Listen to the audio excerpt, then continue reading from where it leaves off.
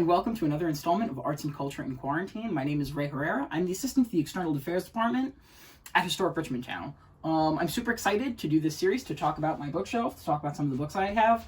Big shout out to Dominic Hood, big shout out to Luke Boyd, Sarah Clark, and Jessica Phillips, our CEO, for doing astounding takes and walkthroughs of some of their favorite stuff in their library. I think this is such a cool project, and I'm really, really excited to, show off some of the cool stuff that I've collected over the years, and talk about some stuff that I feel is mission relevant, and I think really, really just generally and genuinely great reads. The first book that I'd like to talk about is King. Now, it's a special comics biography published by Fantagraphics Books, written by Jose Anderson, who was chosen uniquely to do this book because of his European and then Canadian descent. He ended up moving to the United States in the mid-90s while he, during the time that he was commissioned to work on this book. So he has a very unique and interesting approach, being, I guess, you'd say an African-Canadian, and his take on the civil rights movement in the United States of America. Fantagraphics chose him because of his kind of non-biased, kind of neutral stance on the whole thing. He wasn't raised learning about Martin Luther King the same way that we are in the United States. So it's an interesting, angle and approach that he took to writing this book. It was informed by a whole bunch of different biographies written about Martin Luther King, and by a whole bunch of different movies and documentaries about the civil rights movement.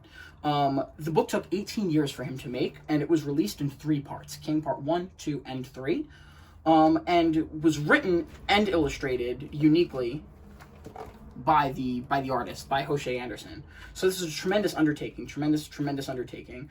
And because this is the big fancy hardcover version of the book, there's tremendous cliff notes and sketches in the back with a lot of directorial kind of notes and things about how they chose to color certain panels, why they chose to color certain panels, why towards the end of the book more of it is in color, and who helped along the way. So this is a really, really great read that addresses a lot of different parts of Martin Luther King's life. There's really, really, really gripping dialogue between him and JFK throughout this book. And there's a whole bunch of clips and nuggets and vignettes of what King's life was like uniquely, just as the leader of the civil rights movement. Deeply, deeply powerful, really heavy, really, really cool stuff. I don't know if you want to see that a little closer. Definitely check this out and pick this up whenever you get a chance to. Highly, highly recommend it. Really, really dope.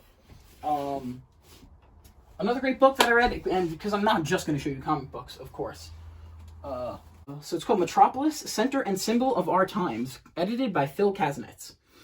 This is a really, really, really cool book that is a collection of think pieces and just essays that were written about the ethos of a city. What makes up a city? How were modern cities developed? Where is the modern American city going? I already said what its importance is, but so this book is broken down into a bunch of different experts' takes on what goes into making a city and how they function and what they are and the whole thing. So it's a really, really interesting kind of heady piece to wrap your mind around.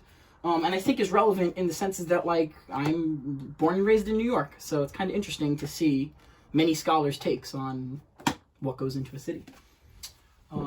In a metaphysical sense, too. There really isn't so much about city planning in here as, I thought there was going to be. But I guess while we're talking about New York City, I would love to jump into this one real quick detour, just to kind of show off. Now, this is New York drawings. It's a collection of drawings by Adrian Tomine that were submitted and used for covers, or just, I think, for different pieces in the New Yorker.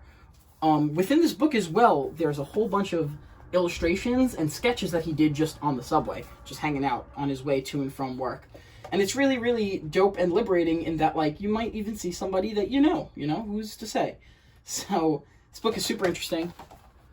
Adrian Tomine is a prolific artist, Asian American artist located now in New York City, setting himself up here for the past couple years. And one of my favorite things, or one of the coolest things about this book, is that I was able to have it signed by Adrian Tomine himself at the Brooklyn Comics Arts Festival some years ago. So, kind of one of the crowning jewels of my library. Just super excited to have that and show that one off.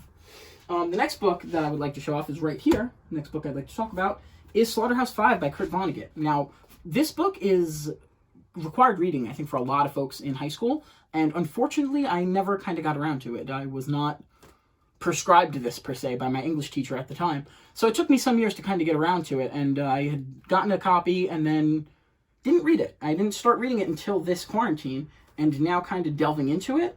I'm almost done. I kind of ate it right up. I'm on chapter 9, almost finished with the whole book, I think, out of 10 chapters.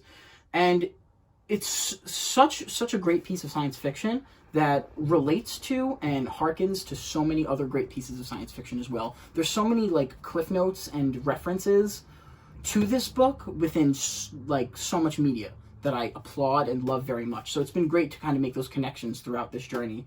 And if you haven't read it, check it out. And I guess in a very kind of similarly dour mood and thread, I would also like to talk about another piece that I have signed, which is the Metamorphosis by Franz Kafka, adapted by Peter Cooper.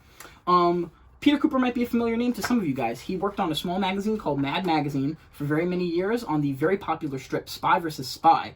The little white spy versus the little black spy in the big fedoras. They were always blowing each other up, getting into crazy antics. You definitely know what I'm talking about. And this is super interesting because it's that artist's take on the classic story, you know. Gregor Samsa wakes up as a bug one day, craziness ensues. So, show you the quick drawing there, and the signature of this classic tale. Really, really cool, dope stuff. Last but not least, well, I guess the last book that I wanted to talk about in depth was Slaughterhouse-5. But before we wrap this up and close this up, I'm sure you might have noticed that there's a lot of stuff on this bookshelf that isn't necessarily just books or graphic novels. Like, I have a whole bunch of CDs up here. I have a really dope cassette collection, and those that know me know that I'm a very avid appreciator of the sonic arts, if I'm being bougie and gonna sound like that.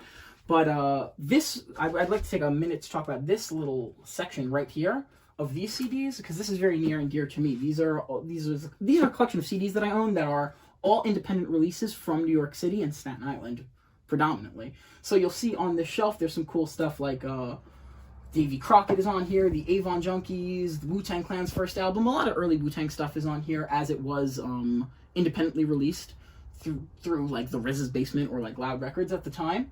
Yeti, I mean, we even got some old Yeti, the Seconds, a lot of really, really great stuff. And that stuff is near and dear to my heart because that is Staten Island culture, kind of encapsulated right there, is that DIY attitude and creating something really dope. And I guess last, and to talk about, and I hope this has been somewhat of an inspiring experience to anybody that is looking for new stuff to read or just kind of weird stuff to talk about. I highly recommend any of the books that I've showed you. I think that they hold great weight and culture as it pertains to, I think, any of the stuff we're dealing with today. Even Slaughterhouse-5, I think, even as a staple of science fiction and just fiction in general, I think it has a lot that it can offer for these trying and difficult times. Thank you so much for tuning in and checking this out with me. It's been a blast. It's been real dope.